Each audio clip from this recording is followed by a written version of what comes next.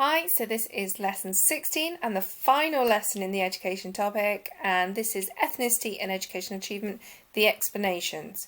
So this lesson we're going to look at the reasons why different ethnicities achieve at different rates, and we're going to look at what functionalists, Marxists and feminists have to say about this. So as with all the previous lessons, feel free to work through at your own pace, and there's lots of different ways you can do this lesson. I'll talk about that in a second. So as a starter, what factors do you think, of everything we've done, what things can affect achievement? So, for instance, material deprivation would be one example. So, I'm going to give you a couple of minutes, so have a little think, pause me now, while you can come up with as many as you can, and then you can check it against my answers. Pause me. Right, here's some suggestions then. Hopefully you've come up with these. Check and see if you came up with the same ones. So, I came up with... material deprivation, cultural deprivation, language, parental support, racism perhaps, hidden curriculum, labelling, teacher-pupil interactions, subcultures, ethnocentric curriculum. All of these things we're going to look at this lesson in terms of how they're going to affect how well you do. Now, ethnocentric curriculum, I don't think you would have come across, and obviously racism we've not done yet either. But a lot of these are things that filter in from the social class one. So there are a lot of similar ideas and things that will affect you, whether it's ethnicity or social class. So hopefully this won't be too confusing. So if we were in school, the way I think I might have done this would have been get you to divide your page into 4 and do the 4 different sections and have like short images and kind of condensed notes in each section. But it's up to you how you do this. I will expect that you've got notes on this for September, so internal versus external. So we're going to look at the external factors first. So this is stuff outside school and how that's going to affect your achievement. So the first one we're going to look at is material deprivation. So similar with social class, if you've start again. Minority ethnic groups are more likely to live in lower income households. So it depends on the ethnicity. Some are more likely to experience deprivation. So, for instance, Pakistani, Bangladeshi, African Caribbean pupils are more likely to have a high rate of poverty. And again, that filters into things that we've done before. So they're not being able to afford textbooks or computers, may even struggle to pay for uniforms, school trips, things like that. And it might also be things that we've, again, already looked at, like poor quality housing, overcrowding. So this is where it gets a little bit tricky. So with ethnicity, social class is also a factor. So, for instance, a lot of the things that we've looked at with social class link into minority ethnic students. But what you need to be careful of in the exam is that if they say about ethnicity, you just need to make sure that you do keep referring to ethnicity throughout and don't go off on a bit of a rant about social class, even though social class is a massive factor. So, for instance, it says here, however, social class is still the biggest influence on achievement. It doesn't override the influence of ethnicity. So, for instance, white British students from a middle class background will perform better than black Caribbean students from the same social class. So, it's one of those things that, you know, social class is still going to be kind of the overriding factor, but ethnicity still has a kind of an impact. So, I'll leave these up for a second so you can have a look at these. These are showing kind of poverty rates based on ethnicity and kind of showing child poverty as well. Second one would be cultural deprivation. This is something, again, we've looked at before when we did social class. So, different ethnic groups do place different levels of importance on education. So I'm sure for some of you, your parents place quite a high level of importance on education. It's really important that you get good education. Some groups, such as Indian and Chinese, see education as important and encourage children to work hard, whereas other ethnic groups might not show us the same level of commitment. Since they had issues with the textbook, they've now started phrasing it slightly different, going, but these are based on stereotypes. They are based on stereotypes, but there is obviously statistics to back these up. So, yeah. And this can affect the success of children within schools. So what I'd like to think about is, how could parents encourage students? So how do parents show that education is important to them? So what kind of things might your parents do that show that they are trying to encourage you and showing that education is important? Next one, language. So again, these are all external factors. So for many children, English is not their first language, so that places them at a disadvantage. So again, if your lessons are all in English, your exam's going to be in English, that is obviously putting you at a disadvantage. And a lot of parents might not also speak English. So they might not be able to support with homework, parents' evenings might be a bit more difficult, so things like that. So that can also be an issue. A lack of English also makes it more difficult to apply for school places. So if you've got really good schools where it's got quite a complex procedure for applying for that school, a lot of parents who might not be able to speak English well might be put off from applying to those types of schools. You might also not be able to access the information about schools, and they might not be going through Ofsted reports and looking at comparing schools. So again, that is putting them at a disadvantage. You've also got things like, parental support kind of links into all three of these things. So everything that we've looked at so far, so material deprivation, cultural deprivation, and lack of English, all of these are going to make it more difficult to support their child. So what I'd like to think about is, if you're materially deprived, how is that going to affect how well your parents can support you? So for instance, it might be parents are working really long hours. So, how effective can they be at supporting you? So I'd like to have a little think about it. Go back through the previous slides and see if you can try and think, how would that affect how well the parents are able to support you? So there are all your external factors. So as a kind of mini checklist, would you be able to give me 3 examples of external factors?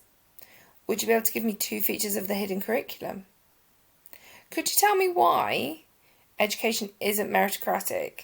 So meritocracy means everyone's, if you work hard, it's based on your achievement. It's based on how well you work. Why isn't education like that? So your internal factors. So these are the stuff inside school. So again, you might want to split your page. You could print this out if you wanted to. But again, it's up to you how you learn best at this point. So first one we're going to look at is racism. So this links into quite a lot of stuff at the moment. So we'll talk about this for a few minutes. So intentional, or it could be unintentional discrimination that happens in school, could take loads of different forms. For example, it might be that you don't have many senior teachers from ethnic groups, or it might be that a lot of lower sets might be made up of certain ethnic minorities. So sociologists call this institutionally racist. It's not the school, like individuals within the school are racist, it just might be the education system. So this is where policies, attitudes unintentionally discriminate against ethnic minority groups. Now, obviously, with all the Black Lives Matter stuff that's happened recently, there's a lot of different examples that you could bring into this. So, in the real exam, you can write about things like Black Lives Matter. You can talk about things like the coronavirus. You can bring in contemporary issues if they are relevant. So this would be an example of where they're relevant. So, since a lot of the Black Lives Matter stuff, there's been a call for the education system to kind of change kind of things that we teach. So, for instance, Black history is maybe, not really being focused on as much. And you've also got things like what you're taught in English, is pretty much written by dead white guys. So, trying to update it so it reflects a bit more of a modern, multicultural society. And there's also cases where students have been excluded from school based on their hair. And these are students from ethnic minorities who are being treated differently because of their different types of hair. And then there's some really good videos that you could look at. So one is looking at how they're dealing with racism in school. One guy, his hair was too short, so he was isolated for his hair being too short. This one is about the girl who's had an afro hairstyle and school excluded her for that. And then on Channel 4 at the moment, there's been a really good programme about the school that tried to end racism. And there's a couple of episodes that over the summer you might fancy watching that talk about how schools are trying to deal with unintentional racism. So, school curriculum. So this links into what we've just talked about. So this is the idea that school curriculums are often seen as ethnocentric. This just means we kind of see it from a British point of view and we don't really look at other cultures. So for instance, languages are pretty much only European languages. History, we really only focus on British history and not even all of it. And And things like assemblies, school holidays, they might only focus on certain cultures or particular groups. And I like this quote as well. It's quite a nice one that kind of sums it up. So hidden curriculum, we've done quite a bit on hidden curriculum. So this tends to fit this kind of mainstream white middle class. So the hidden curriculum that you learn is pretty much white middle class culture. So for instance, other ethnicities might be penalised for things like this. So that kind of links into the hairstyles thing. So can you name 5 examples of hidden curriculum? So it might be uniform as an example. So linking this in then, so pupil-teacher kind of interactions. So, although we have equal opportunities in schools and, it's illegal to treat students differently based on their ethnicity, there is still certain stereotypes that teachers kind of hold, and even students hold about certain students. So, for instance, you've got these 2 students sat in front of you. How do you think a teacher might label them? Or how do you think other students might label them? What GCSE results are they going to get? What sets do you think they're going to be in? What do you think their behaviour is going to be like? And again, all of this is based on stereotypes, but does have an impact. So, number 5, subcultures. So, boys, particularly of the same ethnic group, might form groups within schools for kind of support, and then it kind of becomes a distinctive subculture. So that then could affect their educational achievements. So what I'd like you to have a go at is, using the 3 kind of key words at the bottom, could you form a sentence that you think shows how that would affect behaviour? So have a go.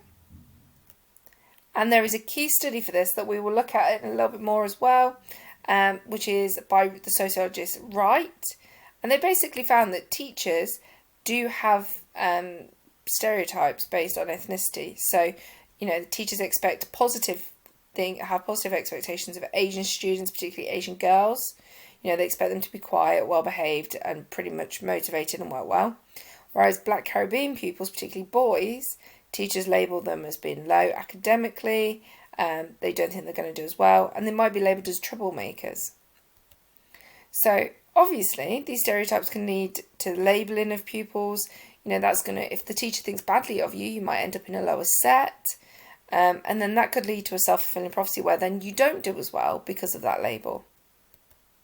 So you've got our 3 theories that we've looked at so far. So we've got functionalism, Marxism, and feminism. So functionalism, they don't really say much about ethnicity. Again, like what we've always talked about, they only really see the positive side. So they're like, well, education's meritocratic. It doesn't matter what your ethnicity is, you can still achieve. However, they're ignoring that, certain ethnicities are going to experience more material deprivation, experience, the negative side. So they're not really looking at this negative side of experience of education. And then Marxism, again, they don't really look at ethnicity too much. They focus more on, ethnicities are impacted by social class, and focus more on the inequality.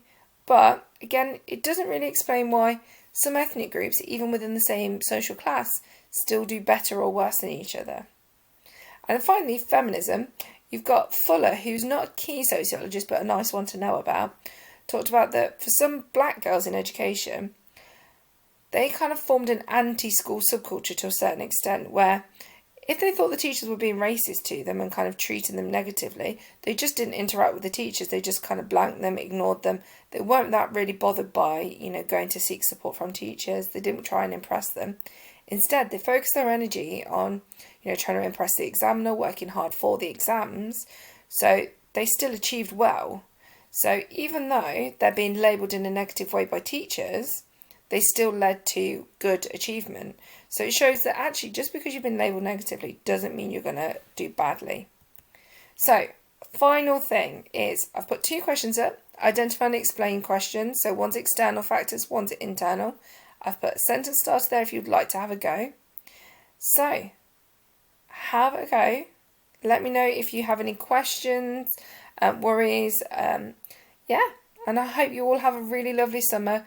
Make sure you rest, do maybe a little bit of revision. Make sure you're all up to date for when we come back. Okay, have a lovely summer. See you soon. Bye.